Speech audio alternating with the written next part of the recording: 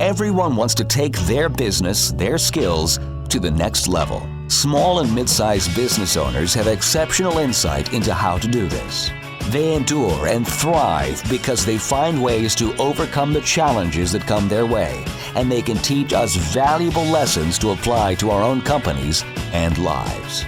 Stephen Nooner, founder and owner of Alkali, a company with a unique process that helps businesses more effectively buy and manage their insurance programs. And Bob Gibbons, builder of Riata Commercial Realty, a real estate advisor and tenant advocate, are two prominent Metroplex businessmen who, along with their weekly guests, will ask their and your probing questions, finding impactful solutions that will help you reach for the next level. Here are your hosts, Stephen Nooner and Bob Gibbons. Welcome to The Next Level, Conversations That Propel Business. This is your host, Bob Gibbons. And I'm Stephen Nooner. We're excited you guys are with us today. We're going to do something a little different than we normally do. We do not have a guest today. It's just me and Stephen going solo. Dun, dun, dun. Or is that duet? I guess it's duet. Anyway, we are going to do a little bit different show in that we've had a lot of people over the last 6 months. And yes, we've been on the air for 6 months. It's hard to believe it's been that long already. Thanks for listening, Mom. Yeah, exactly. But during that period of time, we've had a lot of people ask us a lot of questions about the show. And so we thought we would take this time to kind of just answer some of those questions and give people a little bit of maybe a behind-the-scenes look at what it's like to do a radio show and answer some of those questions. And so here we go. Here we go. So, Stephen, why did you start this show? Why? Because you asked, Bob. I did ask. I was afraid to do it alone. I needed a backup. We'll talk about that one too.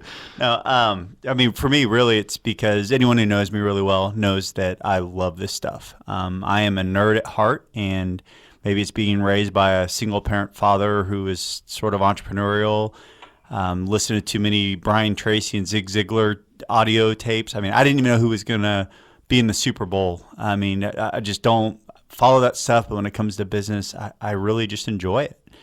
And then also, I just felt compelled to, because I feel like most of the business stuff that I see in the magazines that I read, a lot of it is the glamour side of running a business. And from personal experience, I think that there's more to it than that. Not that it's a bad journey, but I think all sides should be shared. And I think that there's a lot of learning that happens when the negative stuff gets shared, and especially when it turns into positive. So this was going to be an opportunity for you to talk to entrepreneurs, learn from them, and apply that to your business? Is that what that you're saying? too, amen. Okay. And, you know, just, again, I think that there's not enough formats or venues like this where people can talk about real stuff, and the journey can be a little bit, I think, lonely for people.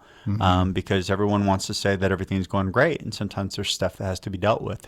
Well, part of my reason was that as I looked around the internet, not the internet, but the dial, the radio dial, and I would see shows that claimed to be about business.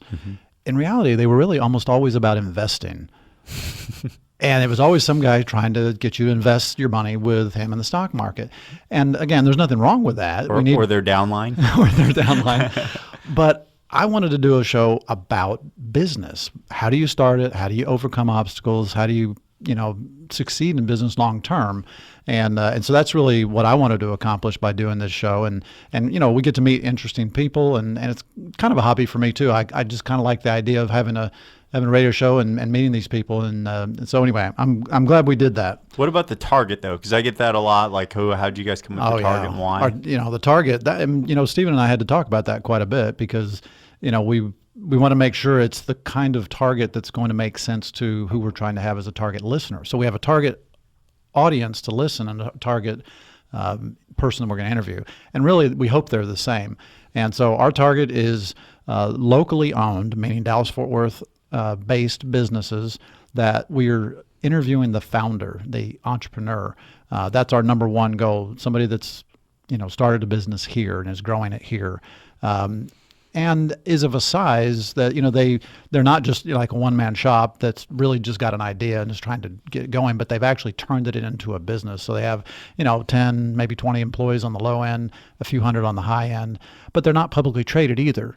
And we specifically not tried to go after the publicly traded companies. And you explain why that is, Stephen. You articulate that better than I do. Oh, I mean, to me, it just I think that having the goal that we have for guests that we do is just all about credibility. And I find that someone that's owning and operating and running a company and has built it to a point where they have 10 to hundreds of employees, they've been through things that a CEO or CFO of a publicly traded company could possibly relate to. But for sure, companies that are in that 1, 2, 3 trying to build. So I felt like they're operating enough in the business still that they're not disconnected to it, but that they're not so at the starting point that they don't have enough real life experience that someone with several hundred of employees could relate to. Yeah, so it's trying to be able to identify and apply. And, somebody at American Airlines is not going to be able to really relate to what I do every day and vice versa. So, that's the whole point of that. Knowledge versus wisdom. Yeah. Yeah. So what have you found to be most surprising about doing a show?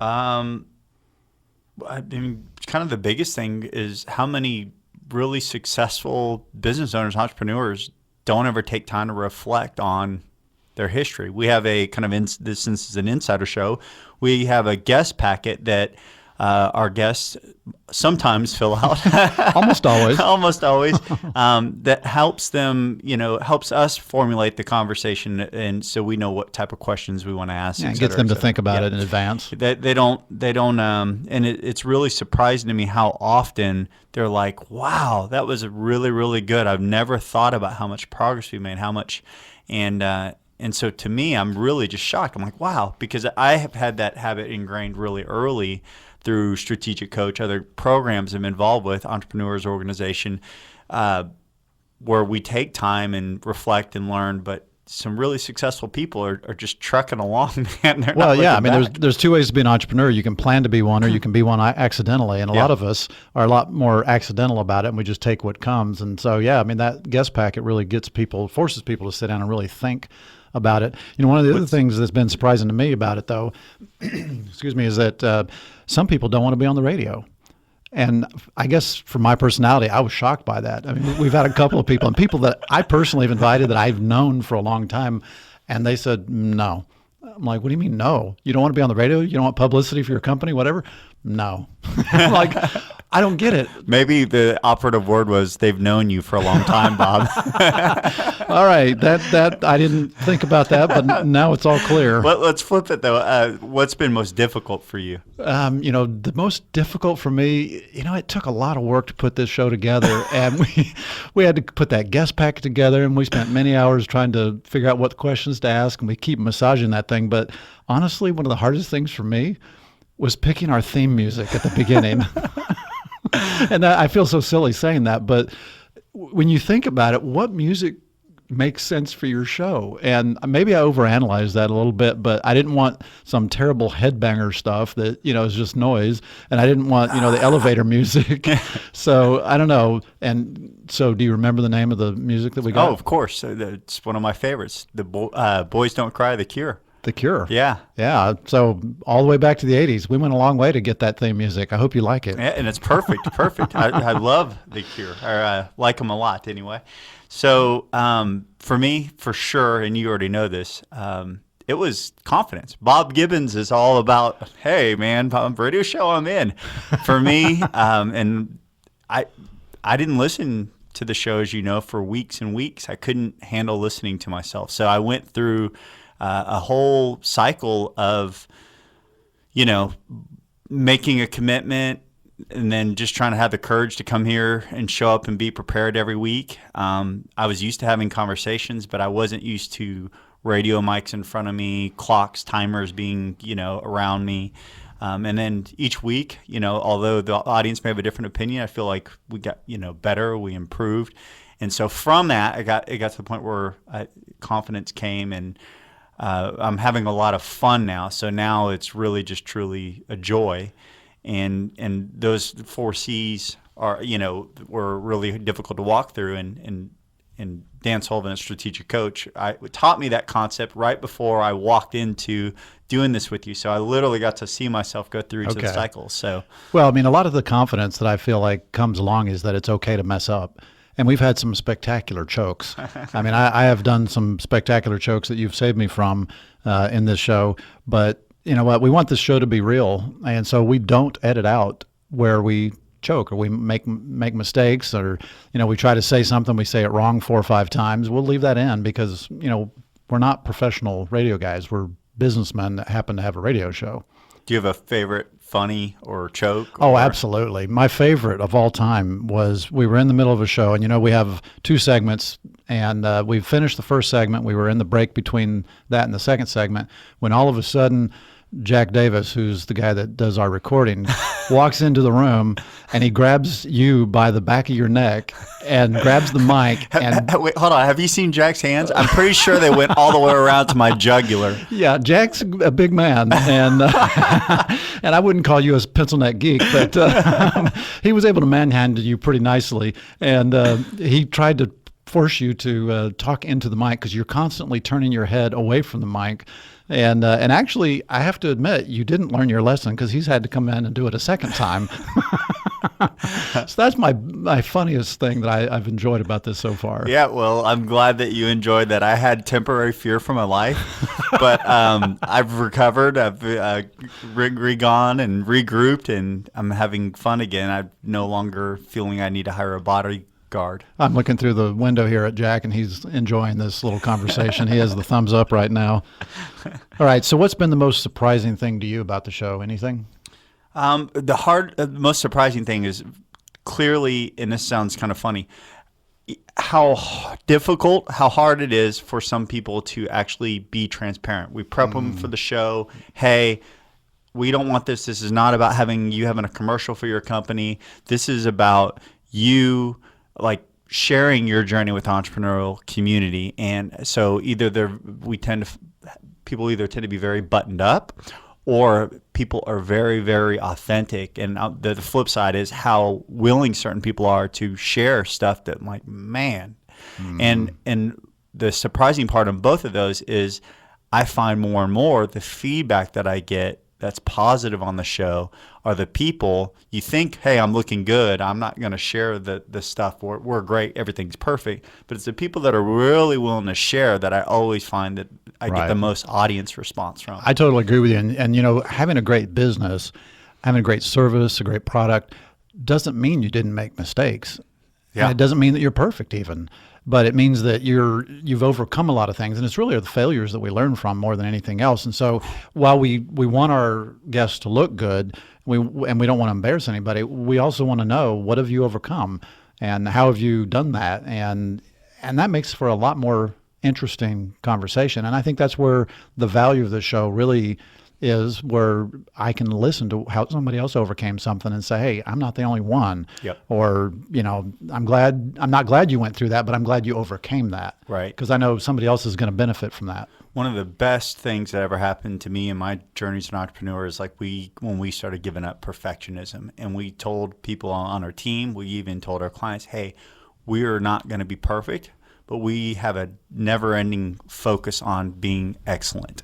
And it's like, because as soon as I ever found that I feel like I've perfected something, I really most of the time can go back and look and say, you know what, I could have made this little tweak and it would have been just a little bit better. Yeah. And so giving up the perfectionism and really just focus on excellence has made the journey a lot more fun. All right, we're going to take a break. When we come back, we're going to talk about what's going to happen in the future, and we're also going to talk about some of the actual guests we've had and the wisdom we've received from them. Looking forward to it. And now, Confessions of a Recovering Landlord. This is Bob Gibbons with Riata Commercial Realty, and I am your recovering landlord. After 20 years as a landlord, I now use that experience only for the benefit of companies that lease or buy office buildings and warehouses. Today's confession: knowledge is power. We all negotiate from a position of power and strength, or at least we want to. In any negotiation, the party with the most knowledge probably has the upper hand, and landlords count on this being the case whenever you're negotiating a lease, because most landlords are professional real estate investors and they hire professional leasing agents and property managers. Landlords are in the market every day negotiating leases, while tenants probably only negotiate one, maybe two leases every few years. So tenants feel outgunned. Don't let landlords have all the power. As a former landlord for 20 years, I understand how landlords think and what motivates them. So let me put that knowledge and experience to work on your side of the negotiation. To learn more, contact me at texastenantrep.com. Again, that's texastenantrep.com. Have you started making plans to take your business to the next level in 2016? Hi, I'm Stephen Nooner, founder and CEO of Alkali. We have a trademark process called the Empowered Advantage that enables CEOs, business owners, and entrepreneurs to more effectively buy and manage their insurance. Before sitting down to make your plans for the new year, here are just a few things to consider. Would you say that you have an actual insurance strategy, one that you can articulate, or have you just purchased a policy here and there over the years? If you have an insurance strategy, was it discussed under the pressure of a renewal deadline or considered earlier in the year to avoid fire drill decision making? If your answer was no to either of these questions, then you may not have the right partner on your team. Visit alkaliservices.com to contact us and take the next step to a bigger and better future. Hi, this is Robert Bennett, CEO of Culture Map, and it's been great to talk new media with Bob and Steve. We're back with the next level, conversations that propel business. Stephen and Bob having a 6-month anniversary show. Oh, I never thought I'd have an anniversary with you. I'm a little disturbed right now. I know. That's why I chose 6 months. It's so special, Bob. And Valentine's is around the corner. Don't get your hopes up unless you want a Karate Kid DVD. No, I don't want. In fact, that is kind of funny because we had a guest named Gary Jackson, who's a CPA, and he started giving us this pontification regarding this Mr. Miyagi guy, and so I'm trying to be all cool, and I say, for our listeners who don't know who Mr. Miyagi is, please explain who that is. Of course, I had no idea who this guy was because I'd never watched that crappy movie. And of course, Nooner now wants to buy me this movie, but I swore I'll never listen to it if he does, or watch it if he does. Bob, for the listeners, you guys have everyone in the world except for Bob Gibbons has seen Karate Kid and probably likes it. It's going to stay that way. Bob Gibbons is Johnny. Johnny's the that's the cool guy, right? He's the cool guy. Bob Gibbons is the cool guy. He picks on Daniel LaRusso the whole time. So. Okay. Well, what about best quotes? Okay, so we call it the wisdom of others. So we always start with a quote. And my favorite quote, I have to admit, is one that Mr. Nooner brought to us from Mike Tyson. It says, "Everybody has a plan until I punch him in the face." I love that quote. Yeah, that was definitely a way to break in the show. That was like our first episode with guests. Yeah. And our first show with guests. And I got to say, I felt it was fun to do, but I felt extremely exposed after doing it in Mike Tyson's voice. That was cool of you to do that. But you know what it told me is you got to have contingency plans because you're going to get hit in the face. We're going to get hit in the face. And that was actually my favorite quote. But wisdom of others. I mean, there's tons of inspiration that's come from the show for me. I was just curious if there's anything that stuck out to you. Inspiring stories? Mm-hmm. Yeah, there's so many. I mean, we've had so many good guests. One of the ones that stood out to me that I thought was kind of cool is we have such a huge range of guests, from very young Nate Foreman, who was, 7 or so whenever he started his company, didn't have a clue what he was doing, but he did it anyway. So that was inspiring. Yeah. And all the way to the Dohertys, Hal and Judy Doherty, that, here they were in their mid to late 50s. And they decide they're going to not only start a company, but start it together. Yeah. So they've never had a company together. In their late 50s or so, they decide to do that. And so, that business is 20 years old now practically.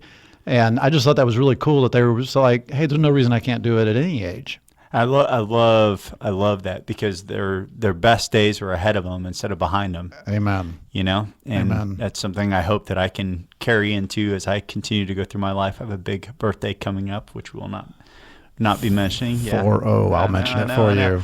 So what about you? What was inspiring to you? Anybody? I mean, come on, Courtney Baker. Oh yeah. I mean, single mother, PhD from Pepperdine. Wildly successful company. I mean, anybody and everybody probably would write her off early in her life. Based Yeah, I on mean, her a single story. mother when she was 19, didn't even have a degree of any kind. Yeah, and I mean, and then to reach the level of success, and then to be such an amazing person, where with that success, she's now using it to help others. Talking to the mic, I see Jack looking at you. Jack's coming. Jack's going to grab you by the neck again. The other one for me though was our first guest, Joe and Kate Lundgren at Cutting yeah. Edge. There's a favorite quote. You asked about quote. We were talking about quotes a minute ago. There's a James Michener quote, and it says, "The master in the art of living makes little distinction between his work and his play, his labor and his leisure, his mind and his body, his information and his recreation, his love and his religion. He hardly knows which is which. He simply pursues his vision of excellence at whatever he does, leaving others to decide whether he is working or playing. To him, he is always doing both."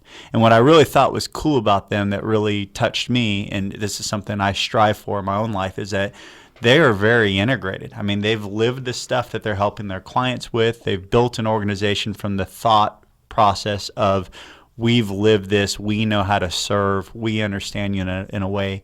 And it's like the whole part of their life, and it's a husband and wife. My wife is in our business as well.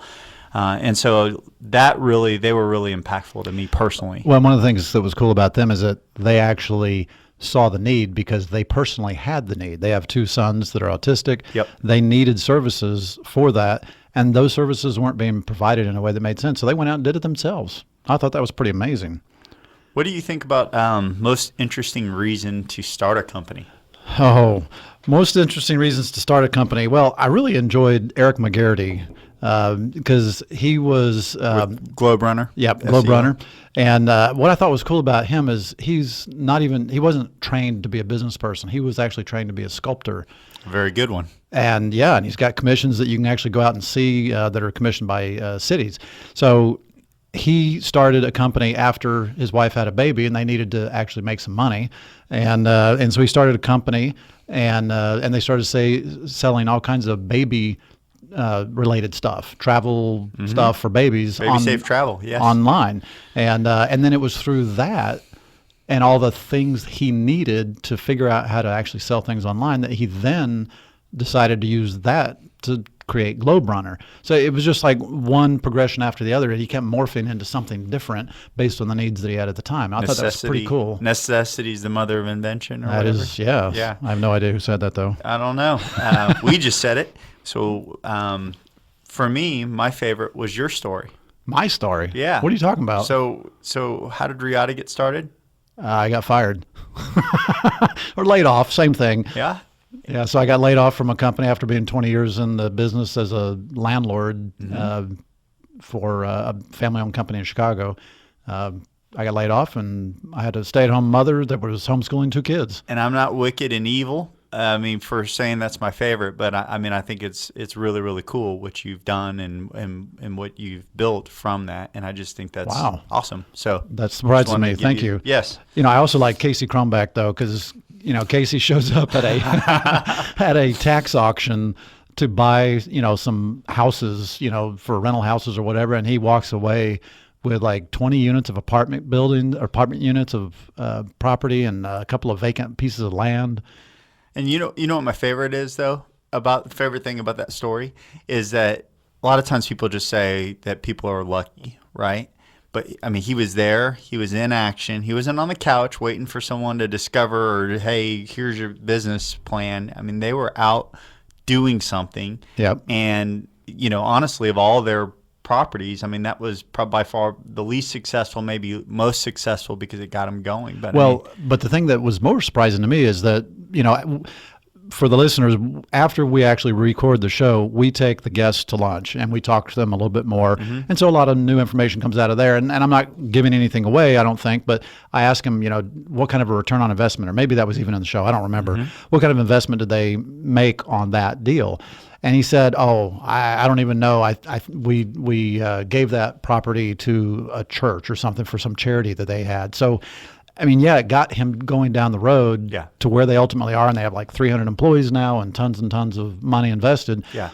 But they gave away that property Yeah. for, he didn't even have a clue what his return was. I thought that was pretty amazing. Yeah, it just shows character, right? It's not the evil Wall Street show that's on, All whatever. business people are bad. Don't Yeah. you know that, Stephen? All right. So what was some of the most surprising advice that we've heard from some guests? I don't know if it was advice, but I think I asked the question of Kerry Jackson, what was the craziest write-off he'd ever seen. Oh, And that's he right. said something about a Rolex. pro athlete and being on time to practice and needing a very nice Rolex timepiece. And so that might have been the biggest shocker for me. Well, they got to be there on time or they get fined. You got to be aware of that. I really liked what Jeff Casinas said. Jeff is an entrepreneur in that he invents things for Christmas decorations and then Haute decor. You still can't say it. No, I You can't. pathetic. I did on purpose. No, you didn't. So his advice was don't quit your day job. Keep making money where you're making money until you get your thing going. And then when your day job becomes a bother and it's in the way of growing that company and that company can sustain you, then you quit your day job. Yeah, I mean, it's countercultural for sure, and I think it's a pretty brilliant way to get at it. It's very anti-Shark Tank. Yes. You watch Shark Tank and they all want you to be all in. Quit your job. You're not all in. I'm not going to invest with you. Jeff says, forget that. Yeah. And even more so, he said, stay out of debt. Yeah. Don't even take on any debt. That was pretty surprising too, because everybody wants to give you money. Well, and it worked. And I don't know if it was surprising advice because, like I said, I knew him before he came on. But something that I'm very, very passionate about is people having purpose in their business, but also that we got to have purpose outside of it. And he shared his journey of building a successful software company, selling it, and then going through and realizing he although he had identity outside, he maybe had tied a little bit too much of his identity to his business. Who is the he you're talking about? Dave Gorman. I had mentioned him if you had been listening, Bob. I thought you didn't mention it just now. Did I not? Well, All right, I said his name we're gonna in check my head. The tape. We'll check the tape. Dave Gorman, the man, the myth, the legend. But that for me was really, really impactful, and I know it was off our normal, but that's why I encourage him to come on because, again, I think that people need to hear that story. Yeah, I mean, purpose is important in a business, but it's even more important out of a business. We need to have purposes for our lives, and so especially once you sell, cash out, the dream, you're going to get all this money. Now what? And I don't care if you're 80 or if you're 39 or 38 or whatever he was at the time. You got to have a purpose. How about most consistent answers to questions? Anything that you see? Yeah, we have a question about a segment called the high low, and we ask people, what are some of the highs in their lives and some of the lows in their lives, and business, personal, spiritual, etc. And the most consistent answer we seem to get on the high is family, and the things they're most excited about right now, family. So again, you're interviewing business people and entrepreneurs, and so you have this stereotype that they're so focused and driven and all they think about is money and getting ahead and growing the business, and in fact just the opposite is true. The thing they're most focused on is their family. Well, and the same thing, I noticed the same thing, but mine was a little bit different take, is that we are really, really about our family, but unfortunately not enough with friends. I very rarely see friends on there. Yeah. Actually, but what, we heard that from Mike Covert, if you remember. He said that he was such a workaholic and so focused on everything that he had really sacrificed his friendships, and that was really one of the things that he's very purposefully focused on again, is reconnecting and getting that back where it ought to be, and getting his life in balance. So that was kind of cool. So how's the show changed you individually, or changed our friendship, Stephen, if we had one before? We've had one before. For me, though, it's just what I already knew, but I get to see even the depth and roots of it. I mean, you're a person of great character. I really enjoy and appreciate that about you. And then also, I love how comfortable you are with discomfort. And making fun of you when you're not. Well, thank you for listening, everybody. We're going to wrap this show up. I know this was an unusual one, but hopefully you found it to be useful. These are some things that matter to us. And I know the thing that's changed me is I know how to order for Steve now. Any restaurant we go within 5 miles of this radio station, I can tell you exactly what he's going to order. See you next week with another guest.